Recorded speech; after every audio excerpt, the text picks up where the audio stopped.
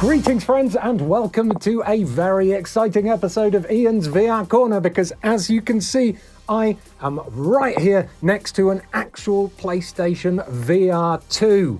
It's real, it's here, it's actually here. I'm technically not allowed to touch it because I don't want fingerprints on it, but look, I won't tell anyone if you don't.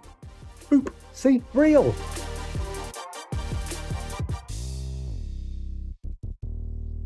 Now, I'm here at Sony's HQ in London because I've been invited to go hands-on with 4 upcoming PlayStation VR2 titles: Horizon Call of the Mountain, Resident Evil Village, Star Wars Tales of the Galaxy's Edge, and The Walking Dead Saints and Sinners Part 2. I'll be going into way more detail about how it felt to play those 4 titles on the PlayStation VR2, but first, let's have a little closer look at the unit itself. First up, let's talk about the headset. The headset itself is a lot sleeker and better looking than the first PlayStation VR. It also feels a lot lighter to wear as well, which was very pleasant when I slipped it on my face the first time. It's actually really comfy. The lenses are nice and big and clear, and the plastic around the nose area just settles on your face nice and comfy. Also at the back around the head, you've got these comfy soft head straps. To place the headset on, you first have to press down on this button here, just like the original PlayStation VR unit. Pressing down on that, you can then slide the scope out to give you a little bit of extra face room, especially if you're a glasses wearer. Then you push in on the back button here, and that will allow the elasticated headband to pull open, and you can slide it onto your face. You can then tighten up the headset using the dial here by turning it so it's nice and snug, and then finally slide the scope back in to position over your face. Now, underneath the headset, you have a couple of buttons. One is the power button, which you'll need to turn it on. The other is a button that allows you to bring up the PlayStation VR2's see-through view. Now, the see-through view allows you to check out your environment so you don't trip over things, but it's also used for setting up your play area. When you're initially setting up your play area in your house, you can bring up a PlayStation VR2 card on the main dashboard, and this will give you a bunch of different options, including set play area. It's obviously with the PlayStation VR2, you can play seated if you want, but you can also play standing and with room scale if games support it. And because of that, you're really going to need to use see-through view in order to maximize your play area potential. And it's very easy to scan your environment and set up a play area. You literally just have to look around at the floor and it builds a virtual environment right in front of you. It can tell where the floor is, it can tell where obstructions and walls are, and then once you've done that, you can tidy up that area using one of the PlayStation VR2 controllers to either draw extra bits onto the area or cut bits off that may be a bit too close to the cat than you'd like. Now, calibrating the distance between your eyes is very important for VR. Everyone's got a different shaped face. We've all got different spaces between our eyes, and that space is known as your IPD. Now, in the PlayStation VR1, you had to faff around in some menus to sort out your IPD, but on the PlayStation VR2, there is a really quick and easy way to alter the IPD depending on who is using the unit. All you need to do is turn this little dial here and it will manually alter the distance between the PlayStation VR2's lenses. Now, the PlayStation VR2 also supports eye tracking, and when you first use your PlayStation VR2, you're going to want to go through the in-console setup in order to calibrate the headset exactly to your eye's specifications. In those menus, not only will you be run through a digital example of calibrating your IPD, but you'll also be able to calibrate how the PlayStation VR2 tracks your eyeball movement as well. To do this, you have to watch a little dot floating around the screen, first on a black background, then on a white background, and after that, it's really cool. You have this little graphic of eyeballs, and when you blink, they blink, and you have these dots around those eyeballs, and when you look, it flashes up which which little dot you're looking at around the eyeballs, and it's absolutely perfectly accurate, super easy to set up, nice and quick to do, which is good because each person has their own IPD, their own distance between their eyes. So if you're setting up for a new user, it's best to do that if you want to get the most out of the games that support eye tracking. Now, one of the coolest things about the PlayStation VR2 headset is also the fact that it has a rumble, it has haptic feedback in it. I can't demonstrate that with this model, but let me tell you, the first time it happened to me, it was quite a shock, but also it was super exciting because it happened when a gigantic, I don't know, robot pterodactyl flew over me in the Horizon Call of the Mountain demo, and it just made the experience even more immersive. But it's not just the headset that has haptic feedback, of course. The controllers themselves also have that, along with the same kind of adaptive triggers that the PlayStation 5's DualShocks have. And they are incredibly comfy to hold. Once they've been slipped on my hand, it felt like they were meant to be there, really nicely ergonomically designed, with the thumbsticks to control as well. It's so much more accurate and immersive than using the PlayStation Move controllers on the original PlayStation. And it can also detect where your fingers are as well. So you can get a little bit of finger movement on your character's hand models that accurately simulate where your fingers are as well. In terms of button placement, on the right-hand side controller, you've got the O and the X button, and a PlayStation button. You've got the menu button as well, and of course a trigger. And on the left-hand side of the right controller is also a grip button. On the left-hand controller, the grip button is on the right-hand side. You've got a trigger, and then of course you've got the triangle and the square. You've got another PlayStation logo, and also the share or create button. I can't remember what it's called.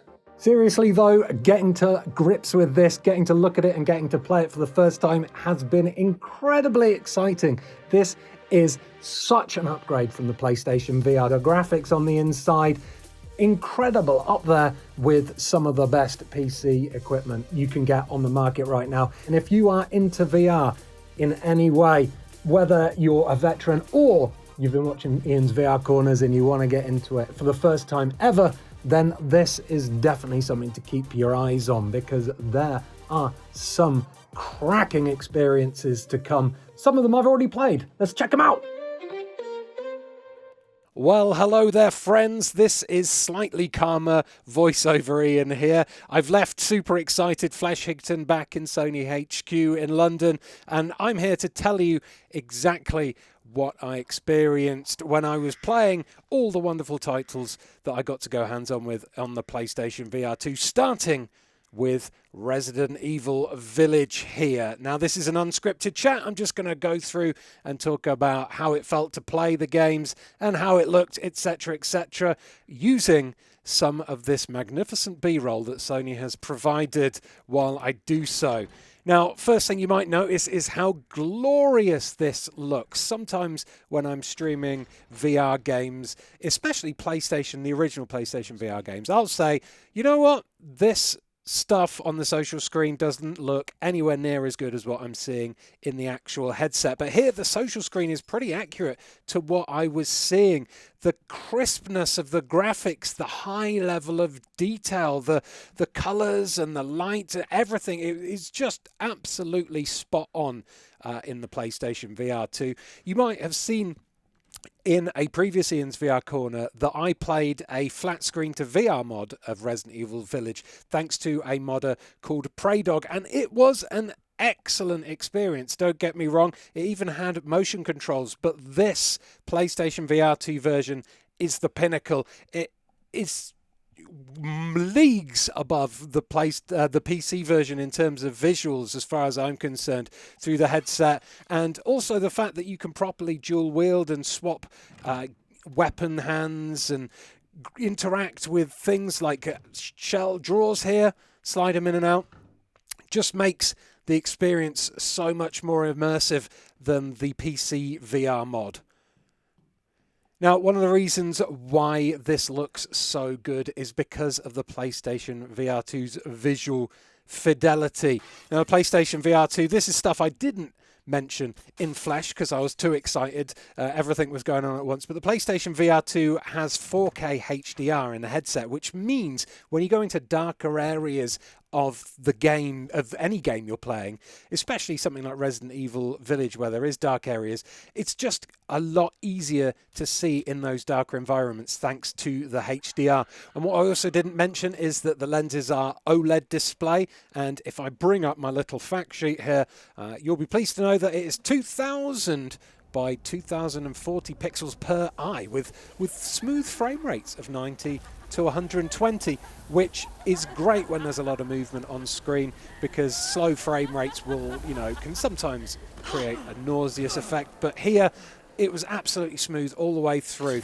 Now, this part here, where the Domitrescu daughters are stabbing me in the knee, this takes control away from you and you're being slid across the floor. But all the while, these flies are buzzing around. They are making the haptic feedback in your PlayStation VR2 headset vibrate slightly, which makes it feel like there's flies buzzing around your head. It's a little bit subtler to some haptic feedback in the headset that I experienced during Horizon, but it's still pretty awesome.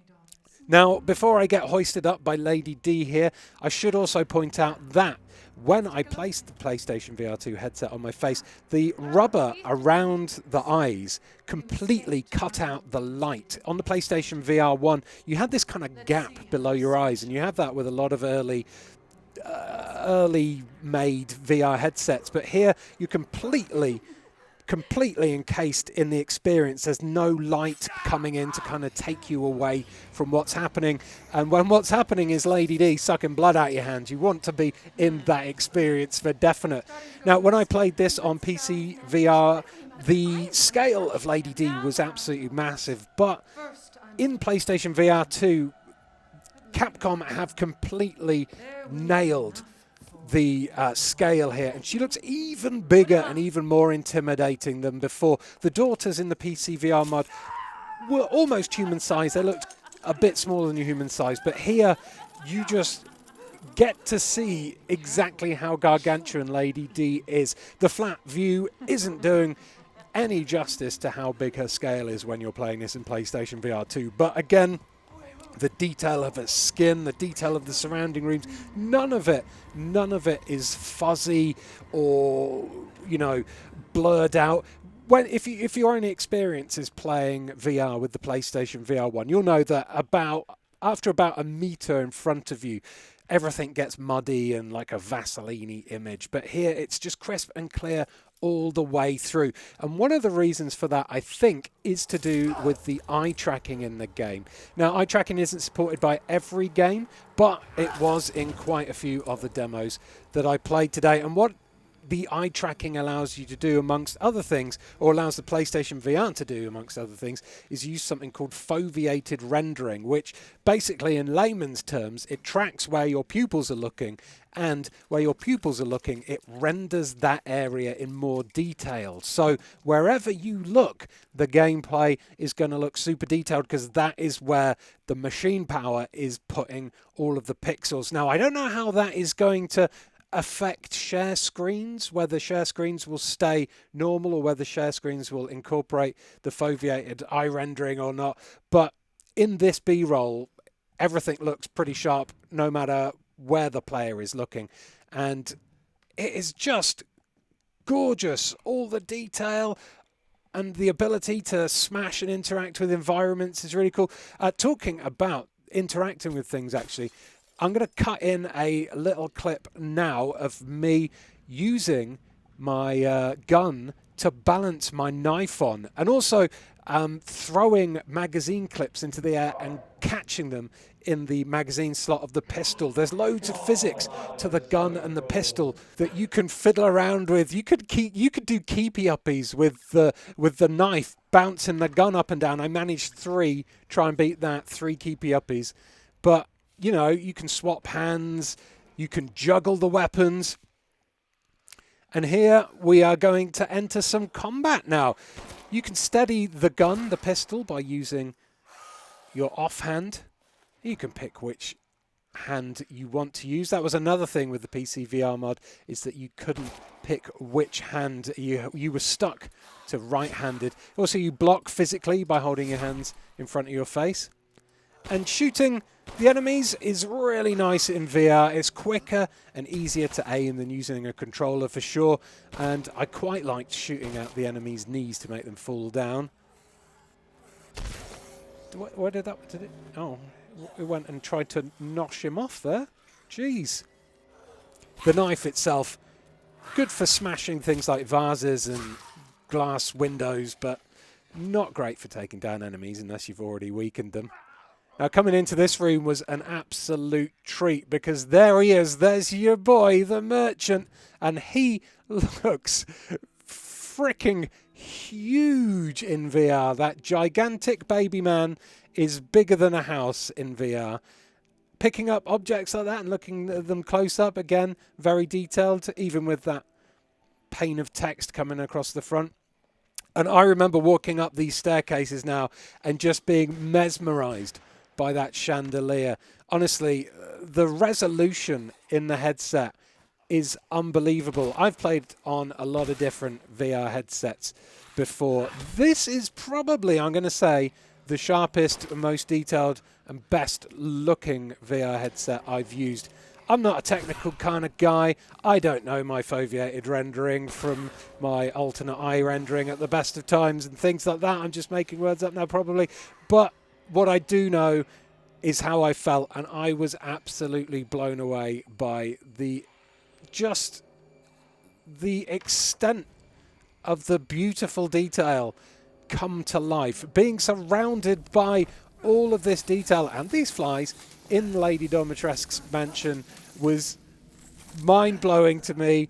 And I just, the demo, this is the whole demo basically. They've cut a few bits out, but the demo is only, you know, you can get through it in about 9 minutes. And at the end of it, I was like, please can I play it again? And I went through it like 3 times because I wanted to experience even more of it. Resident Evil Village in VR, it's cracking. It's going to be so much better than Resident Evil 7 in VR thanks to the motion controls and the spectacular visuals. And if you are a fan of the Resi series, you are going to want to play this game like this. Believe. Ow, my knees. Right, here we are with probably the most technically impressive game of the bunch, mainly because I think this is a first-party title, but this is Horizon Call of the Mountain. It starts off with an extended scene that's a little bit like a kind of theme park ride. You're stationary in this boat watching things happen. One of the really cool moments for me was when I leant over and started splashing the water. That was all interactive. As you can see, the visuals, incredibly gorgeous, super dense forest. The water looks really cool. You can lean over and look into it. I was blown away by the visuals. And this moment here absolutely knocked my head off. Not quite literally, but almost. That is a storm bird. I called it a pterodactyl when I was freaking out and being excited at Ian in the live action bit. But basically, the haptic feedback in the PlayStation VR2 headset rumbles when that thing flies over the top of you. Makes you feel like a gigantic robot bird is passing over your head. It's super immersive, and it took me by surprise. I really wasn't expecting it, and it just added to the experience magnificently. Now, Stay still, idiot.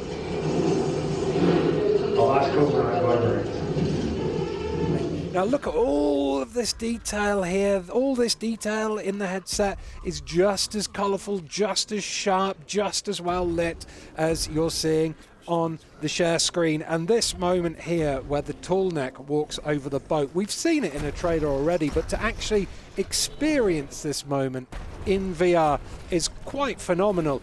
There is all the 3D audio coming through the Pulse headset as well. At least that was for me when I was playing. It just brings even more depth, sensory depth to the experience. And these two people, they're talking all the time. There's a story here, but I was like, I just want to check out the incredible visuals. Those things, those watchers are running around, shining blue lights everywhere, and you got the god rays coming through the trees all the while. everything visually is just super crisp and clear. We can deal with it. Some underwater. What's that? That's a big crocodile thing, a trap jaw or something. Don't you open that trap jaw? I don't think that's what they're called. So with this bit, you can use gestures to kind of move forwards through the water a bit. And actually, that is quite a good point. I should talk about the movement in this. You can use stick movement if you want, but there is also a gestures movement that you can use to move your avatar around. So that means pumping your arms as if you're running to move forwards, pushing both your hands out forwards to move backwards quickly away from enemies, which we will see in a second, I believe. But yeah, if you move your hands like that, like you're actually walking, you'll actually move forwards. Great for standing play, but you can use sticks and stuff if you want to play seated. I decided to use gesture controls throughout because it was kind of a new thing. To be honest with you, I'd probably stick with thumbstick controls in the end because they're a little bit more accurate, and I don't feel as silly using them. Climbing, there was so much more climbing in this game than I expected it to be. When it started off and we're in that little boat, I kind of thought, you know what they're going to do here? They're going to make this, because this is, you know, a first-party title, they're going to want to make this nice and easy for newcomers, but also visually impressive for veterans.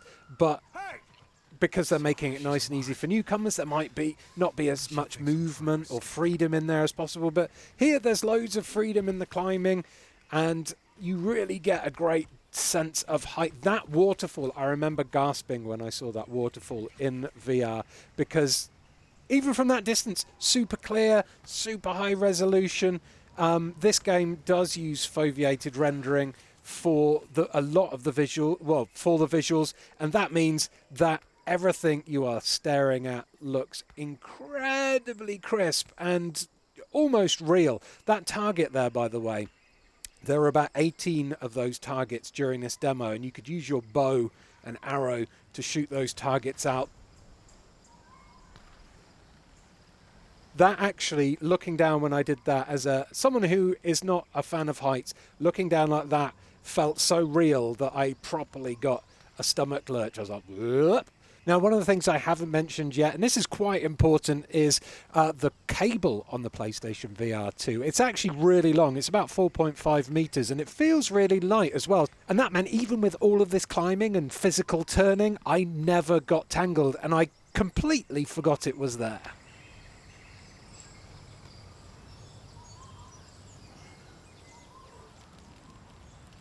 Here's a great example of a highly detailed village. And the bow, now the bow was super easy to use and to aim with. I don't know whether the foveated rendering or the eye tracking helps you aim with the arrow, but I felt super accurate, way more accurate than I have done in other games that use bows. Maybe it's just because the PlayStation VR2's a bit better at handling the bows. You know, bows didn't work very well, PlayStation Move, because you'd obscure one of the light balls. In these villages, or in this village at least, there was loads of stuff to play around with. The apples give you health. Your health is demonstrated, it's shown on your wrist with those little green feathery things. You can eat the apples to gain health.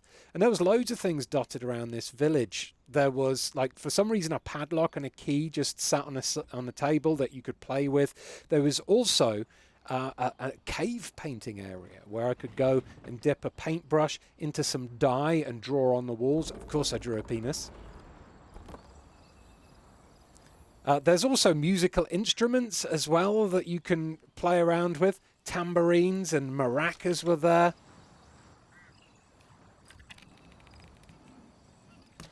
I didn't manage to shoot a pot like that. Okay, here's some combat. Now, in terms of combat, you don't get as much freedom as perhaps veterans would like. What happens is with these combat arenas is that you are locked onto a circular path. And by using gestures or the thumbstick, you can dodge out of the way of projectiles. You can physically duck as well under tail swipes like that. And you just basically dance around. You kind of circle strafing the enemies and dodging at the right time, while also shooting your arrows to take them down. Yeah, like I say, it's not the most free combat that you could possibly have, but it's a nice, easy solution for newcomers and actually works quite well when you're deep in a big battle, especially against something like this. The Thunderjaw, it's a super exciting experience. This Thunderjaw in VR is absolutely massive. It's intimidatingly big. So when you're like being charged at it, when you're trying to dodge its tail, and you can hear the tail going over the head with the 3D audio, it feels like you're actually there. And throughout this fight, the Thunderjaw didn't lose any detail at all. It was so easy to kind of pinpoint areas to fire my arrows at, because even from a distance, you know, nothing was blurred. You knew exactly what part of the Thunderjaw was what and which part you were aiming at. Honestly, my jaw was pretty much on the floor fighting this thing. It was such a visual spectacular, even though maybe the combat was a bit more rigid than I would have liked. There's loads of different patterns of attacks to dodge as well. No rolling like Aloy does, of course. You just have to slide. Rolling would make you spew. Alrighty, next up we have got a huge chunk of The Walking Dead Saints and Sinners Chapter 2 Retribution for you. And once again, I've got to say that the visuals you are seeing right now are pretty accurate to what I saw in the headset in terms of just detail, color, and just general sharpness of the image. I've played the original game on PlayStation VR and PC VR before, but neither looked as good as this.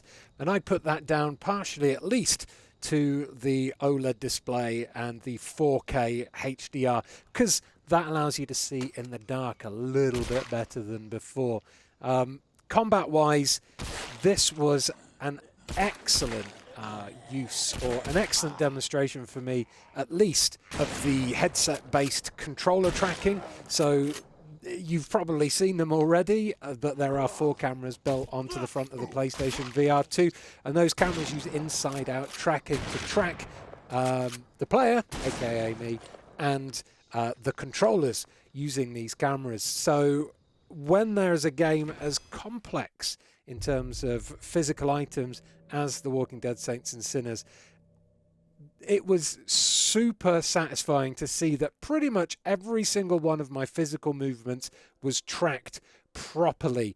I remember playing this game on the PlayStation VR1 with the PlayStation Move controllers, and although it is still a phenomenal game, there were a lot of tracking issues involved with those Move controllers. And here, absolutely no tracking issues at all. Every movement I made was accurately tracked.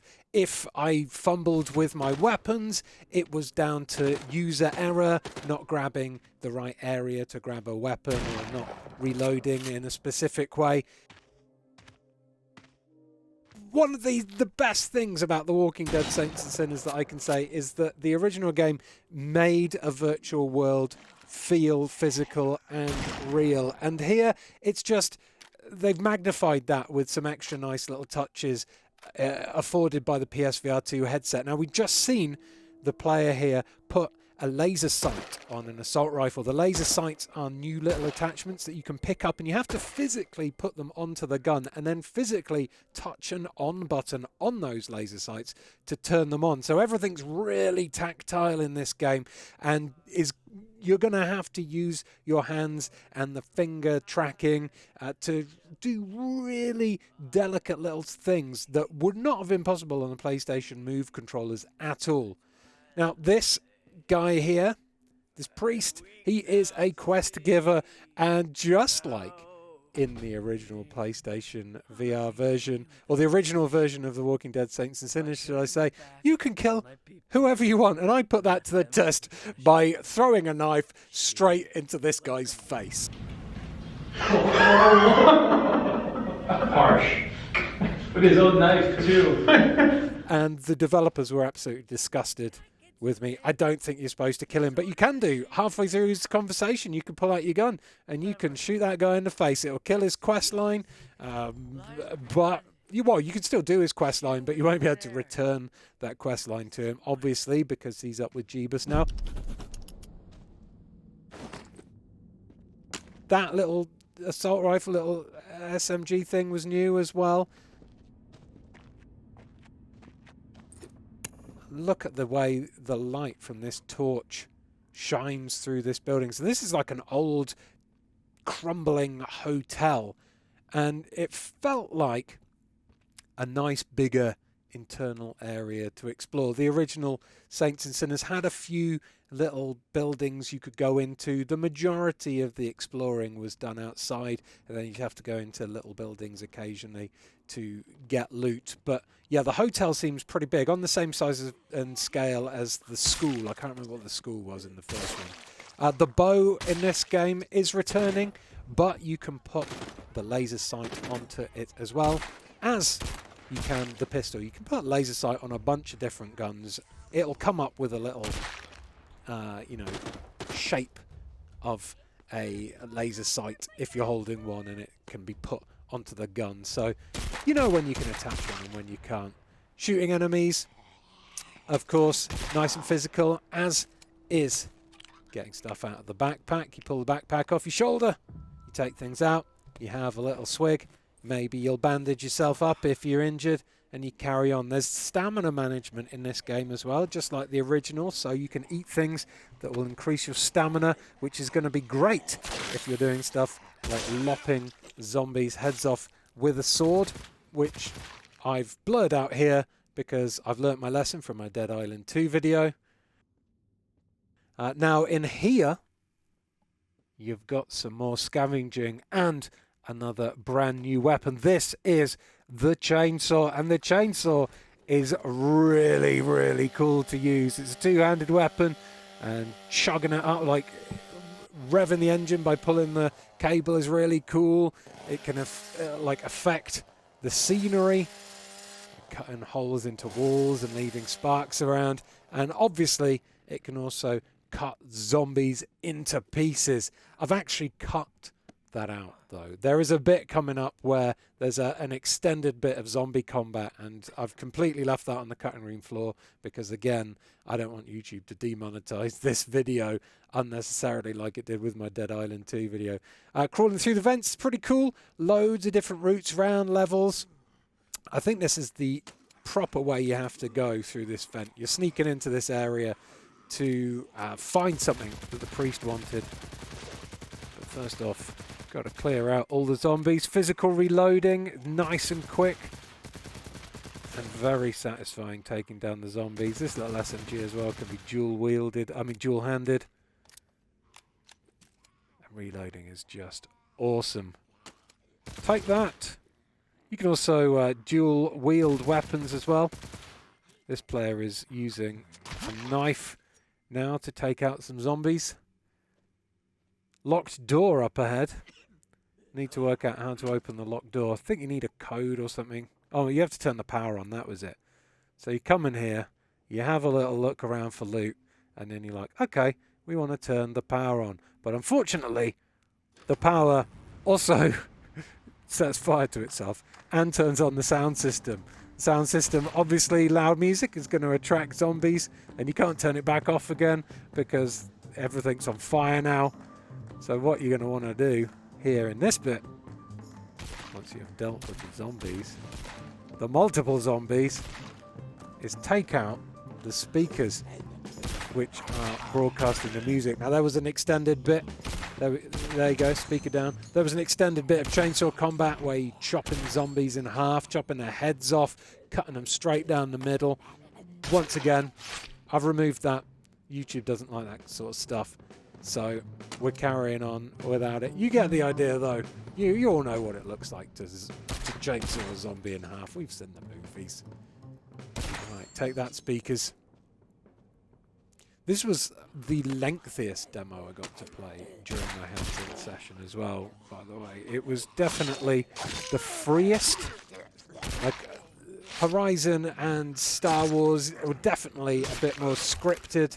Resi obviously has a bit more freedom, but here, you know, the best thing about the Walking Dead Saints and Sinners games is just how much, you know, well, freedom you're given. It's super immersive, being able to do exactly what you want, when you want, being able to follow your own plans, even if those plans unexpectedly crumble, make this game or this series one of the most immersive and best VR games I've played to date. That's a code we rescued. That's allowed us to get into a safe and pick up another new weapon, a little sawed-off shotgun. Let's grab all the loot and stuff and the ammo. This little sawed-off shotgun obviously only takes 2 cartridges, so you're going to need to do some hasty reloading once you've taken down some zombies. Nice and easy to reload as long as you know where to grab your ammo from. It's a little virtual pouch in front of you. Just grab it, put 1 in each hole, pull the trigger, boom, zombie gone.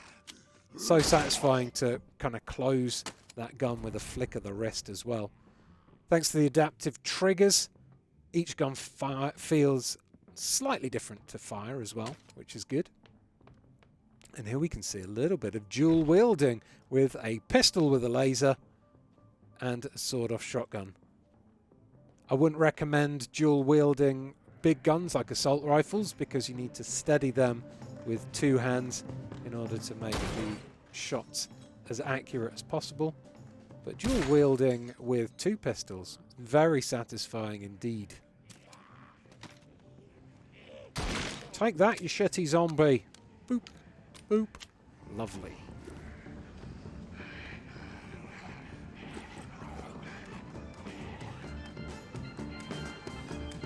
A big part of the fun in this series as well is just wandering around scavenging for items. This player is kind of thundering through here doing all the objectives that needs to be done, but you can take your time coming in here, filling up your backpack with loot and fanning yourself with cash, of course, or picking up baseball bats with nails in. I was so keen to use that baseball bat, and I didn't get it out until right at the end. There's a moment coming up in a second where you face off with the an enemy at the end of this level. That cross was what you needed to get for the vicar, by the way. He's dead now in my playthrough. Whoops. Oh, and there's another assault rifle, nice and easily reloaded. So coming up now is when I got my baseball bat out, because at the end of that corridor, a gigantic beast is about to appear. I can't remember what they called him, but he's an absolute tank of a thing. And just as I was winding up my baseball bat to charge in and smack his head off, the demo faded to black and ended. And here we have the final game that I played during my hands-on time with the PlayStation VR2. It is, of course, Star Wars Tales from the Galaxy's Edge Enhanced Edition. Now, if the words Enhanced Edition haven't given it away, this is an upgraded version of Star Wars Tales from the Galaxy's Edge that released on the Oculus Quest in 2 parts way back when. I never played that game, so I don't really have a reference point to how much the graphics have improved, but playing this game in the PlayStation VR was an actual treat as a Star Wars fan. This area here, I think this guy's called Cecil Slack. His bar is super detailed, and I managed to get right up close to his character model. I could even see like dirt under his fingernails and things. So all the visuals have been upscaled and beautified for the power of the PlayStation 5 and the PlayStation VR2. And while it didn't seem that technically advanced compared to the other games I've played, it still was an incredibly immersive experience thanks to the visuals and also a lot of the feedback as well that I'll get into once we get to some combat. This area of the bar here was basically an area to listen to Cecil Slack give us some exposition, but there was a lot of things to play around with. You could eat those tacos, which are actually food items you can get in the real Galaxy's Edge in the Disney theme park. And in fact, if you look out of that window there, you get to see a proper recreation of Star Wars Galaxy's Edge theme park. Here is, I spent a lot of my time here while Cecil Slack was expositioning me.